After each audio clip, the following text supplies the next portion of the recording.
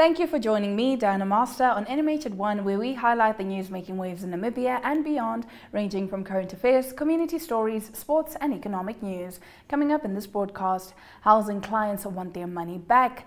A second desalination plant is coming at the coast, and SBC pays out 1.7 billion Namibian dollars for maternity leave. Follow all our programs on 102.com or DSTV channel 285 and GoTV channel 25 in Namibia. Midday news update coming right up.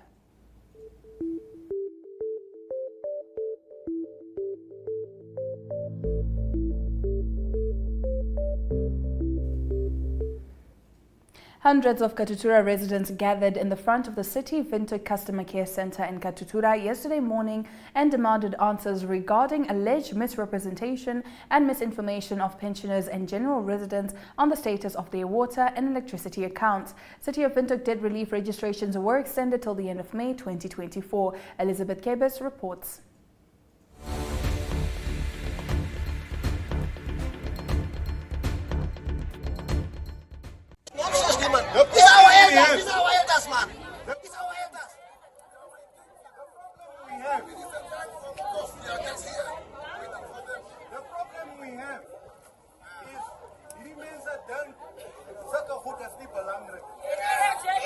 You call them to come and hear the problems of the community, and they think it's a joke.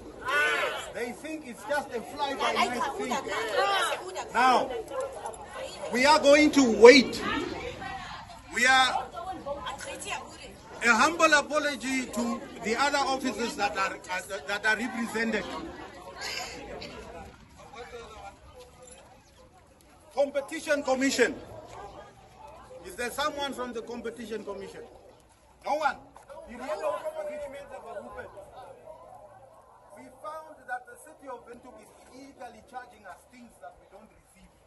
Services that we don't receive. Yes.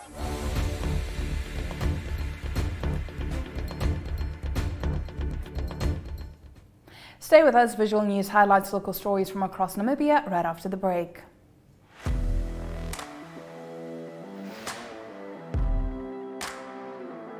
Hello and welcome to today's Sports Rep Show. I am your host, Jesse Jackson Kauraifa.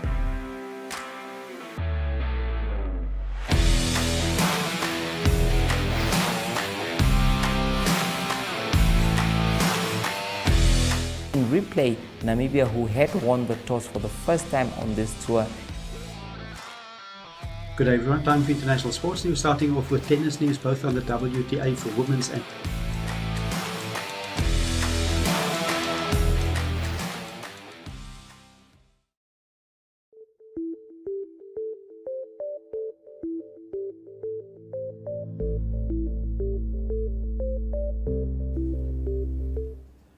And now getting into today's visual news clips. Itakanje Murangi, the Minister of Higher Education, has this morning explained the appointment of the Namibia Training Authority following complaints that some entities were excluded. She has also rejected claims that she has handpicked board members for entities under the ministry. Jemima Biekas has more.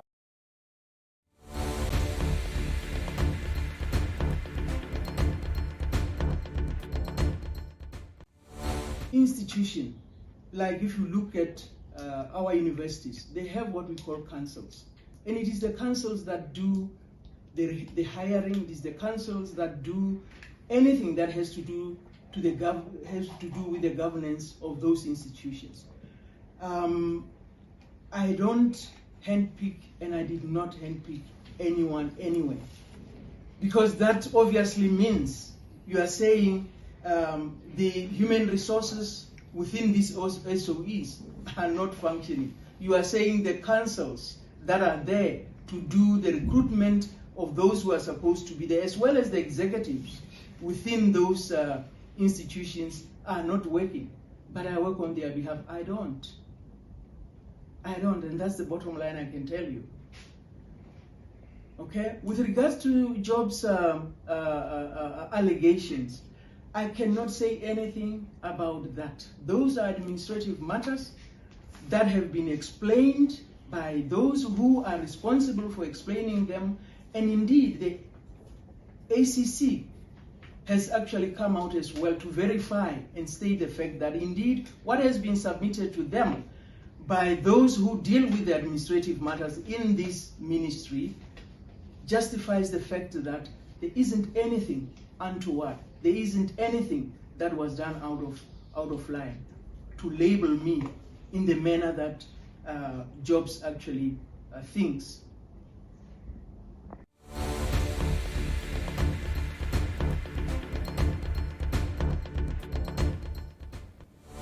Getting into our next video, Lucia Pumbu, Minister of Industrialization and Trade, undertook a public consultation on 3 key legislations and policy documents in Walvis Bay under the Special Economic Zone Bill, National Informal Economy, Startup and Entrepreneurship Development Policy, Namibia Investment Promotion and Facilitation Regulation, and National Cooling Strategy. This video is courtesy of Frida Moloto.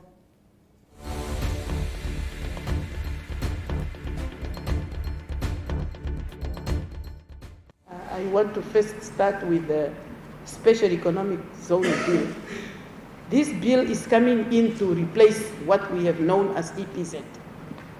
EPZ, if we are to look at its operational spectrum in the past, the biggest chunk was here in Walvis Bay. And then the other part was more prominent in Oshikango. And of course, we had some EPZ activities in Karas region, and these were prominently by then well-known centers for economic processing zone activities.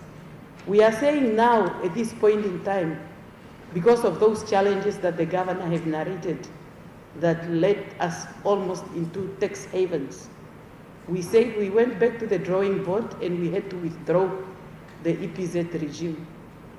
The question comes, and before you ask that question, is that did we do an overhaul?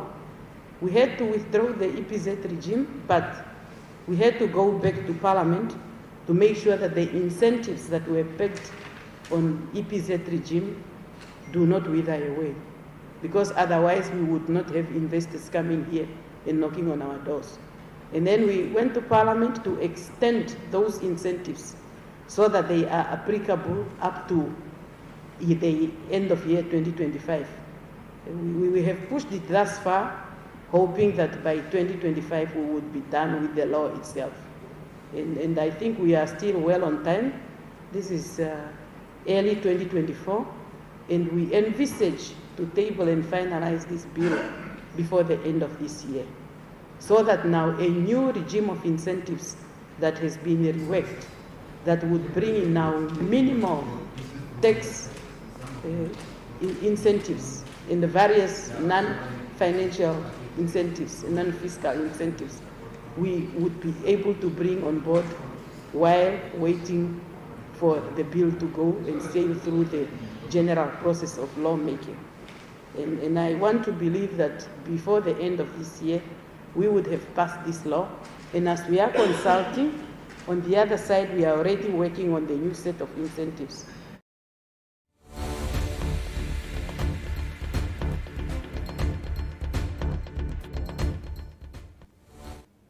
Thank you for staying with NMH at 1. We'll now take a quick ad break and get into our newspaper review segment when we get back.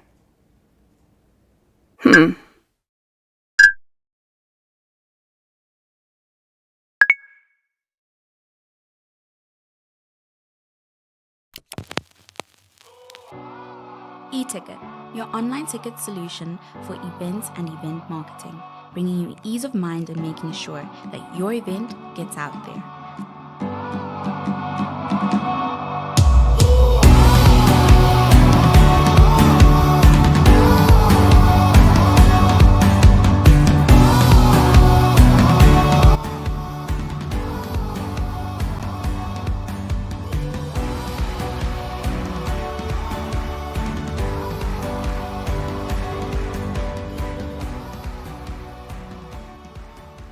For more information, contact events@nmh.com.na.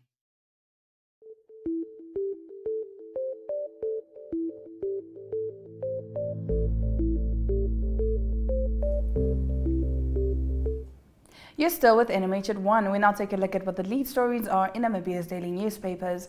The Namibian Sun reports that statistics from the Social Security Commission show that the organization paid a total of 1.7 billion Namibian dollars for maternity leave between 2017 and 2023. This is 77% of the total 2.2 billion Namibian dollars paid by SSC during that time for maternity leave, sick leave and death benefits and retirement. A Namibian Sun probe found that 309 million Namibian dollars was paid for retirement, 169 million for sick leave and 75 million in death benefits. On the feeling that the current maternity leave period of 3 months is not sufficient, Labour Ministry Executive Director Lydia Indombo said the Labour Act allows women to take no less than 12 consecutive weeks of maternity leave. On page 3, independent presidential candidate Ali Angula yesterday joined hordes of pensioners and Katutura residents as they demonstrated against the City of Windhoek's discriminatory debt relief program. The program allows pensioners to get a 100% write-off on municipal debt and interest incurred until the end of November 2023, while non-pensioners and business owners can get 50% of their interest written off. The residents represented by the Katutura Residents Committee lamented this discrepancy, adding that the municipality is misleading residents who might be financially illiterate. On the front page of the Republican, TransNamib is gunning for Intercape Namibia for failing to pay 1,327,672 Namibian dollars and 58 cents in alleged unpaid rent and 230,113 Namibian dollars in unpaid utility charges.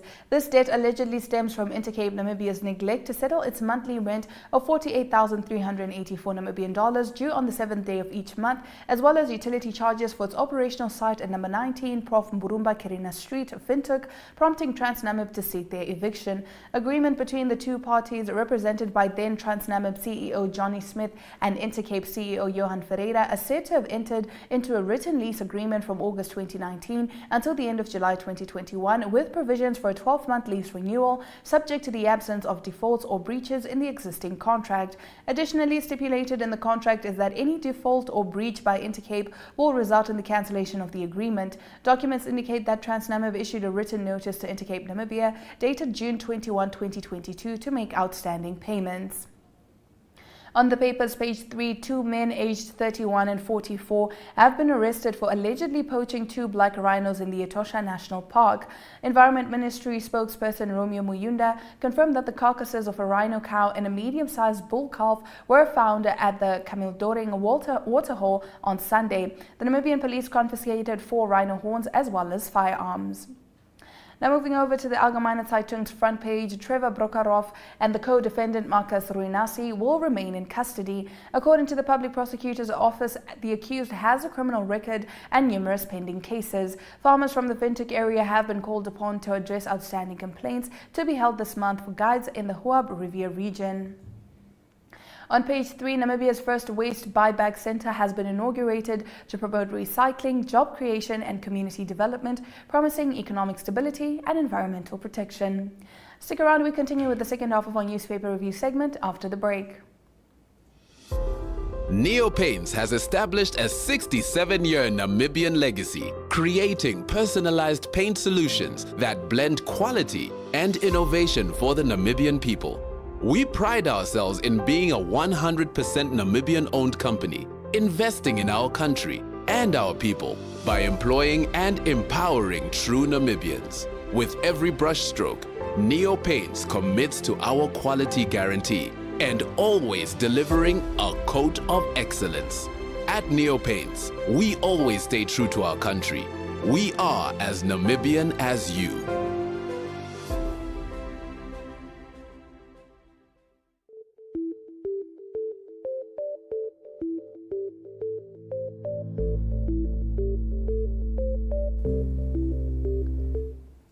Continuing with our newspaper review segment, the Namibian newspaper reports that businessman turned activist Michael Amushelelo has confirmed that some of the clients of his affordable housing project are demanding refunds as the project has been dragging on for 4 years.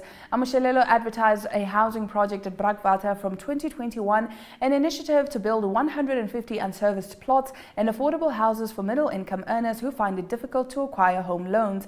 But this appears to be a pipe dream for a man who is facing an ongoing court case involving 365 charges for running a Ponzi scheme he was allegedly involved in. On page 3, Namibia will experience a food deficit of staple cereal crops such as maize and pearl millet. Agriculture, Water and Land Reform Minister Karl Schlettwein says the deficit will need to be covered through imports. Schlettwein said this yesterday during the annual ministerial planning workshop in Windhoek. The workshop started yesterday and is expected to run until Friday. The New Era's lead story reports that the government will partner with the Chinese-owned Swakop uranium mine to construct the second desalination plant at the coast. Construction of the plant is expected to start next year. Agriculture Minister Karl Schlettwein revealed this on Friday during the launch of NamWater's groundbreaking of the 10-kilometer section Kiesep Collected 2 Schwarzekop Swakop pipeline project in Utuseb. On page 3, residents living near the Gamam's water reclamation plant in Windhoek have voiced concern over the persistent stench from the facility, which has pained them for years. Described as reminiscent of rotten eggs, ammonia or garlic, among other unpleasant scents, the odors often linger for hours, causing discomfort and frustration among residents. Now, according to Market Watch, a proposal has been made to the government to split bulk electricity supplier NamPower into 3 different businesses units to allow more players into the electricity generation space and to promote new energy projects. Systematic, a consulting firm, made the recommendation during a recently concluded green hydrogen workshop. Systematic suggested NamPower be split into 3 business units, namely transmission, generation and distribution, to create better synergies within the electricity generation and distribution industry. The objective here is to create a transparent market for independent power producers willing to enter the market. The idea is that it will create better partnerships and obviously to provide interest by having more than one player do both the generation and transmission, Systematic said during a presentation at the workshop. Now, Namibia-Kenya Chamber of Commerce launches this October. We give you a full update on the story as we head into economic news after the break.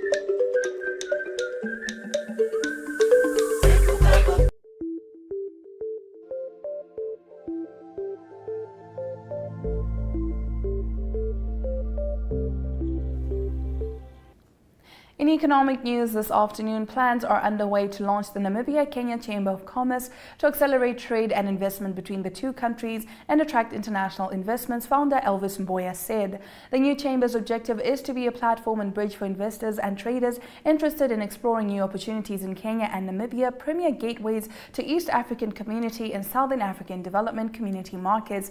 Mboya said the chamber has been rebranded from the Namibia-Kenya Marketplace Global, founded in 2020, and currently hosting over 1,500 active traders, professionals and business students across its digital platforms. We'll now take a look at the economic indicators just before we get into our African news.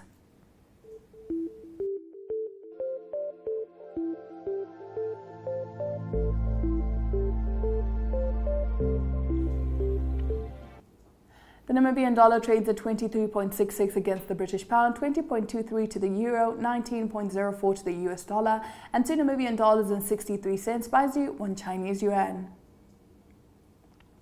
First Rand Namibia Limited stocks took a dip of 0.50%. Letego Holdings and Namibia Breweries Limited stocks took upturns of 2.50 and 0.03% respectively, while the rest maintained. Local index closed in an upturn of 0.12%, while overall index took a dip of 0.05%. All commodities are down, gold taking a 0.48% dip, now trading at $2,370 and 58 cents per ounce. Hallo Namibia, ons is by die kus en ons is lit. By the Easter shark. Okay. Yeah. Okay, so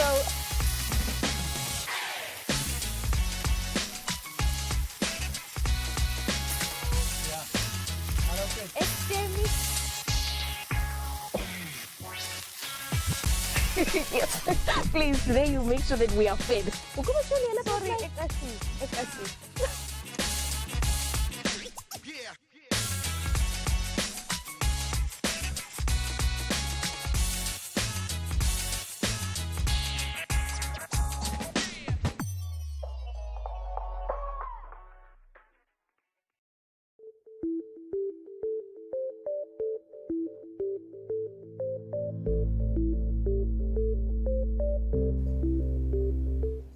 Welcome back to NMH at 1. We now expand beyond Namibia's borders to give you the latest news from the African continent.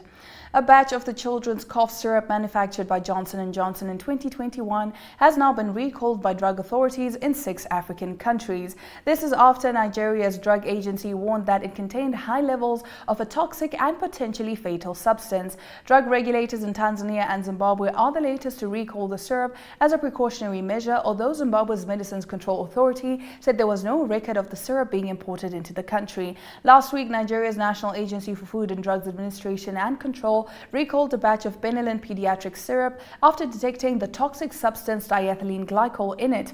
A few days later, Kenya's Pharmacy Board ordered a halt in the sale of the syrup, acting on NAFDAC's advice. They were then followed by drug authorities in South Africa and Rwanda, who recalled the syrup during the weekend. Diethylene glycol has been linked to the recent deaths of dozens of children in Cameroon and the Gambia. Human consumption of the substance causes multiple adverse effects, including acute kidney injury, which may lead to death. We'll now take a quick ad break and get back with our international news. Hi Sonia. Hi Tufeni. What are you reading? I'm reading about the Child Care and Protection Act. In this pamphlet I got from school. What's that? It is Namibia's main law for the children and the issues affecting them. The Act classifies here that a child is anyone under the age of 18 years. Check out some of the rights meant to protect you. For more information, contact the Children's Advocate. For more information, contact the Children's Advocate Namibia in the Office of the Ombudsman on 061 20 73 111. Send us an SMS on 20401. SMS costs 40 cents. You can also send us a message via our Facebook page. Remember, the services of the Children's Advocate are free of charge.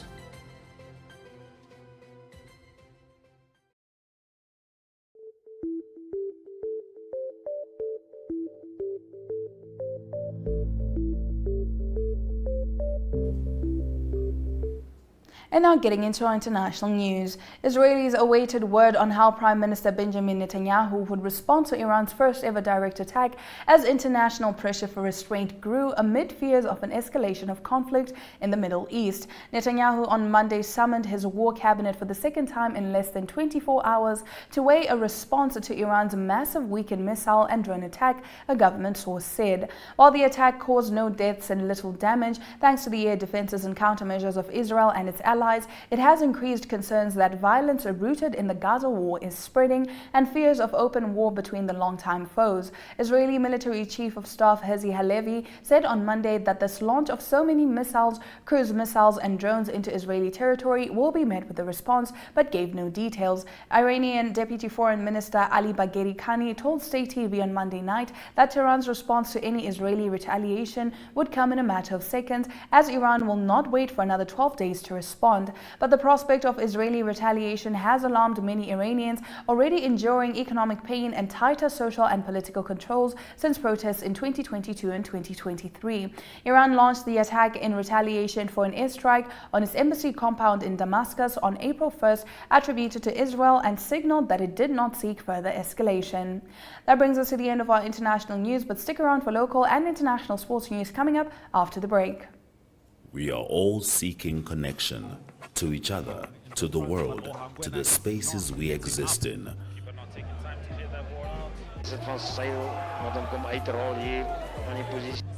Poor sportsmanship right now from the lads. You might be physically ready, your body is ready, but mentally. He has another chance, and it is a goal from Vindo Kahan. Wij zijn CVI is er aan neertrekken. Hij bal lijkt mij grond gepakt. Ja, hij heeft grond gepakt. En dan zie. But just enough next. Shh. Running that mountain up. Okay, so we will be doing this for the mountain climber. More advanced, slightly advanced. So is jou trolley reg? Want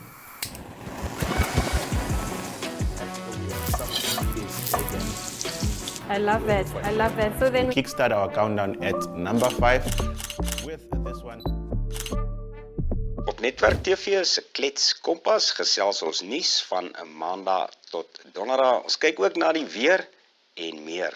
Stories wat jou raak en stories wat saak maak. They've made a mistake in denying me bail, and they've made several other mistakes in many other cases. The channels that teach us something new or reflect our expression. So it goes beyond switching to the right station. It's about choosing the experience that can adorn the present, dressing it with our tastes as we expand our preferences, because what we are actually connecting to is boundless, limitless human energy. And this is the spirit of NTV.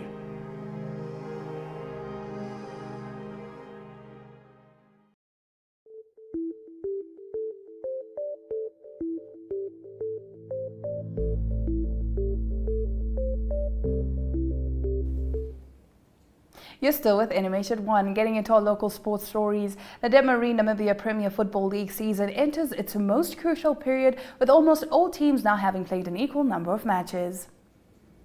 Young soccer teams from the Irongo region will converge in Omaruru for the quarterfinals, semi-finals and finals of the Oh Yes Olymp Africa Youth Empowerment Through Sport 2024 program.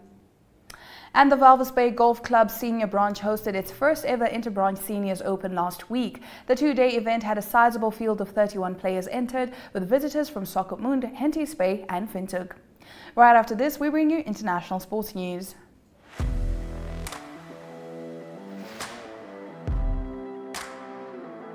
Hello and welcome to today's Sports Rep Show. I am your host, Jesse Jackson Kauraita.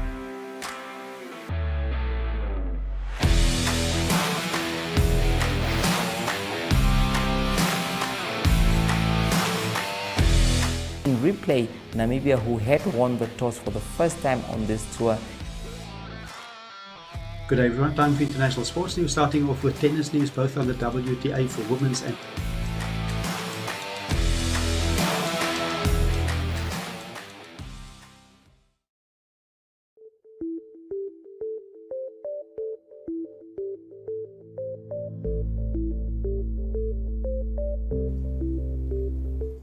In international sports news, Mauricio Pochettino said on Monday he will not accept seeing his players squabble over penalty duties after his biggest win as Chelsea boss was marred by teammates fighting to take a spot kick. Atletico Madrid coach Diego Simeone is wary of Borussia Dortmund's strength at home as his side prepare for the return leg of the Champions League quarter-final on Tuesday, having taken a 2-1 lead from last week's first game. And former All Blacks head coach Ian Foster will join Japan's Toyota Verblitz next season, the club said Tuesday, reuniting him with Steve Hansen.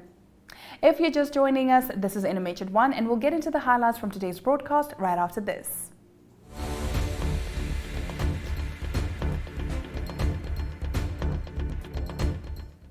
For those of you that are just joining us, or for those of you that need a quick recap, here are the news highlights from today's broadcast. A batch of the children's cough syrup manufactured by Johnson & Johnson in 2021, Benylin pediatric syrup, has now been recalled by drug authorities in 6 African countries.